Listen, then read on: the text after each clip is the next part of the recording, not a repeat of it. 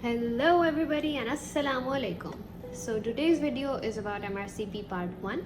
I will be taking you through the preparation, the resources that you need for the exam, how much time you need to study for the exam and a lot more. But before we get started, I would like to quickly introduce myself. I am Dr. Attika Muzafar, a graduate of King Edward Medical University, Lahore. I'm done with my PLAB exams and I just recently cleared my MRCP part 1 exam. So let's get started. First of all, I would like to tell you guys a bit about MRCP. Basically, MRCP stands for Member of Royal College of Physicians. So what you need to do to become a member of the Royal College is you need to be done with all three parts of the exam, which basically consists of a part 1, then there's part 2, and then there's a clinical, which is spaces.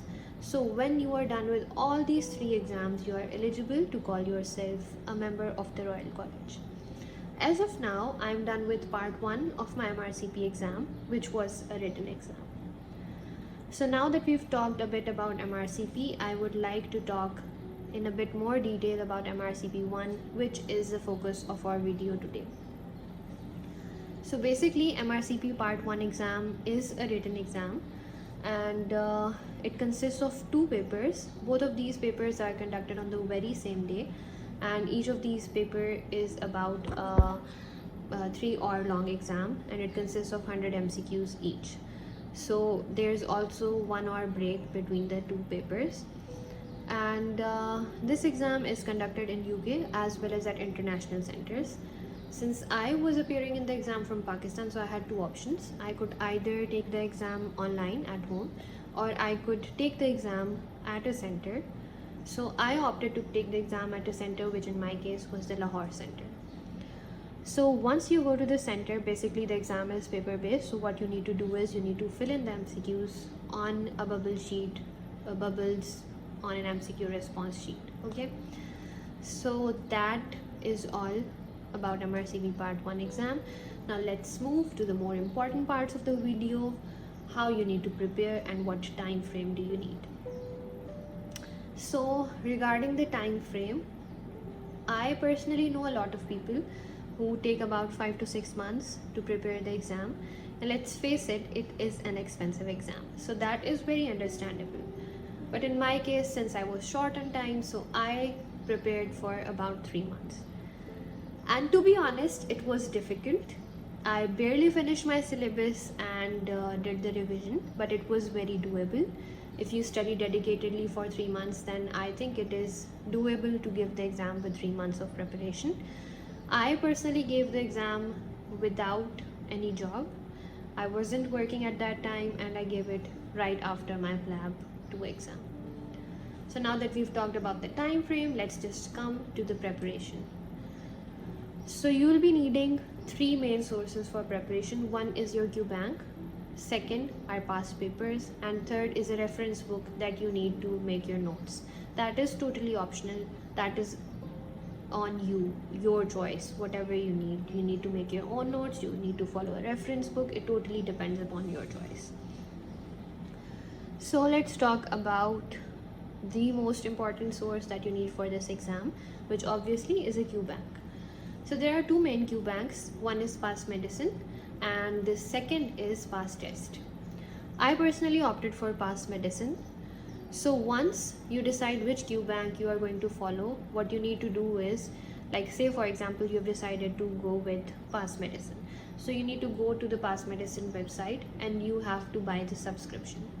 I know a lot of people, they don't buy the subscription, they also do offline Q banks, and it works for them, but personally I would suggest that you get past medicine or past test subscription online, because you can evaluate yourself better. And apart from the Q bank, you get access to a lot of more things like a textbook, some revision notes, and a lot more. So I would personally suggest that you get an online subscription. So coming back to what we were talking about, you go to the website, you pay whatever you have to pay. Like I got the subscription for about 4 months. You can also get the past medicine subscription for 6 months, and for the 4-month subscription I had to pay £35. So once you pay and you get the subscription, what do you get access to?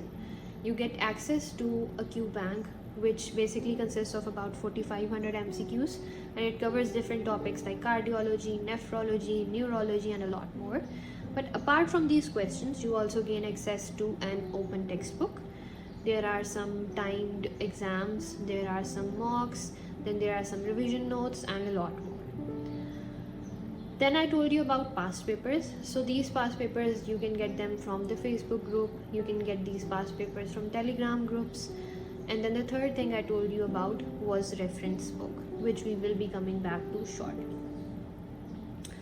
So I am going to tell you about the method that I used to study. What I basically did was, let's say for example, I'm going to study a topic like cardiology. What I would do is, I would go to the past medicine Q bank. I would open the open textbook. I would open that section that I'm going to study, like cardiology. I would go through all the topics quickly, and then I would start solving the MCQs one by one. And while solving MCQs, I would keep my reference book by my side to make notes. So what I used to do is, I would annotate anything that was written on past medicine that wasn't written in my book. I would note it on my book. So now it's time to tell you about the reference books. Basically, most of the people suggest two main books. One is Suda Medicine, the only MRCP notes that you need, and the second is Al-Maghribi. In my case, a lot of people suggested that I go with Suda notes, but I personally liked Al-Maghribi better. Why? It is because Suda notes is very concise, and I had to annotate a lot on my book, which consumed a lot of my time. So after doing a few topics, I decided to try Al-Maghribi, and although it is more extensive, but I didn't have to annotate that much. It saved a lot of my time, and anything that was extra that was written on my book that wasn't written in past medicine, I would just cut it out. So this is how I made my notes using my reference books. And the third resource that I've told you about is past papers, and we've talked about that earlier. One thing I would like to add is that past papers are very important.